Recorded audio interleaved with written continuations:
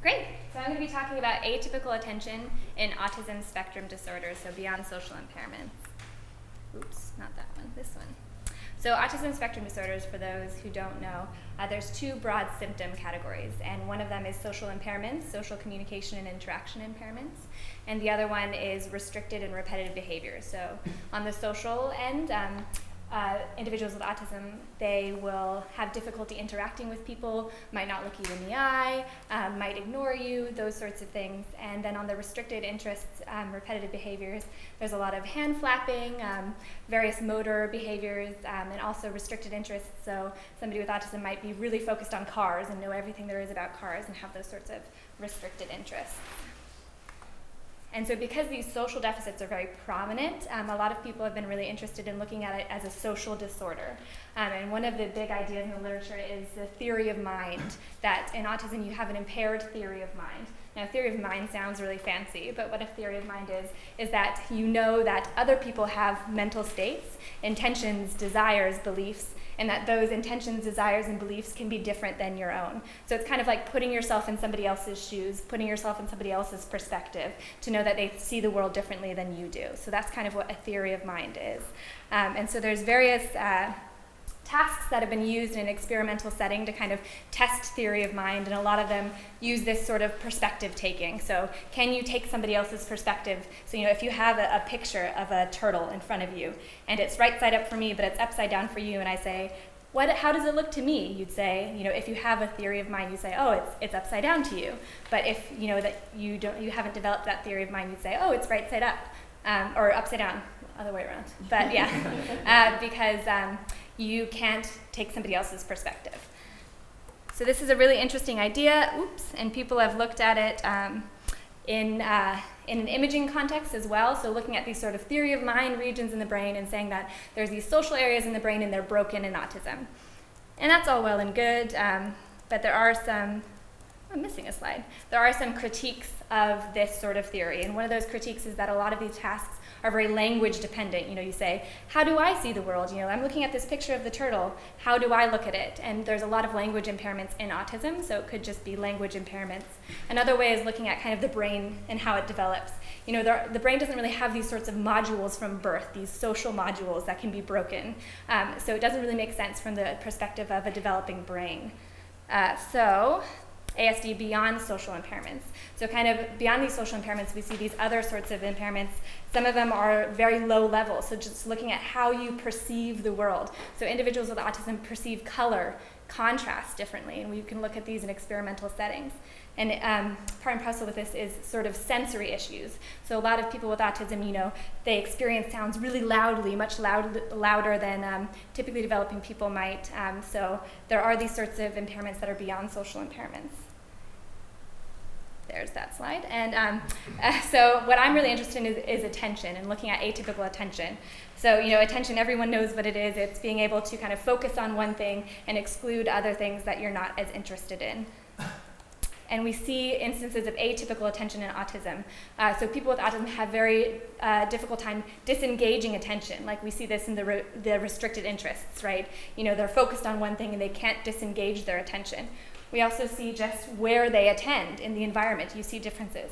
So for example, with Barney over here, we have a toddler with autism who's not looking at the kids, the very prominent social aspects of these scenes, but are instead, that toddler is instead looking over in the corner. And it's the same thing over here. We see up at the top, the typical individual is looking at the faces where the red spots are on that image, whereas somebody with autism is kind of looking over at the corner and ignoring the faces. So they attend to different aspects of the environment.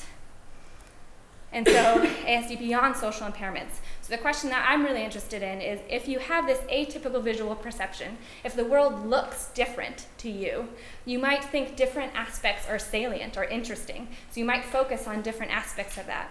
And that paired with this inability to disengage your attention might mean you just might fixate on those different aspects of the world, and you'll just learn less about social stimuli. So like if people aren't as interesting to you, and you have difficulty disengaging your attention away from something that's not a person, then you're just not going to learn about the social world.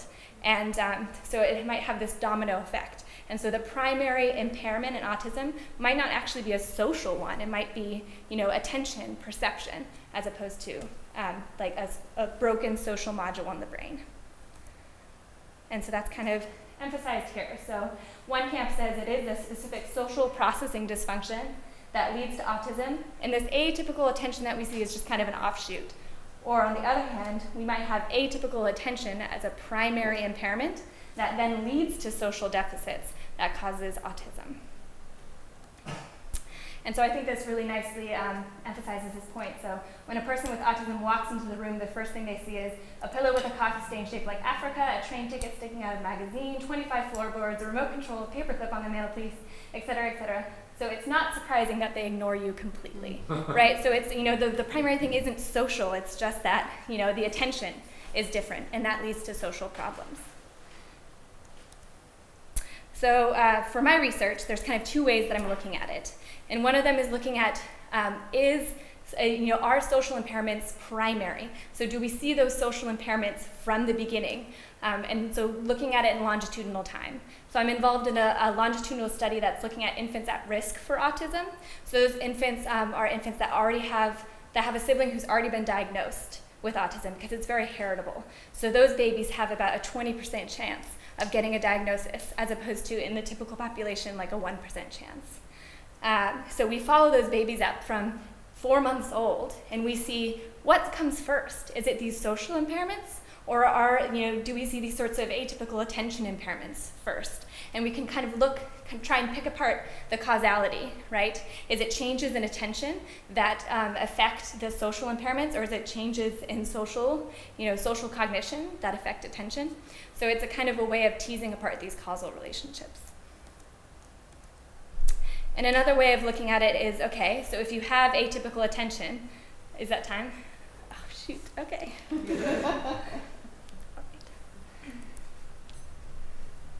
Didn't even get to the good part. That helps if I gave a 1 minute warning. Yeah, maybe. Sorry, next time. You can like go on for that. Okay, can I just say my last thing? Please, in the future. Sorry.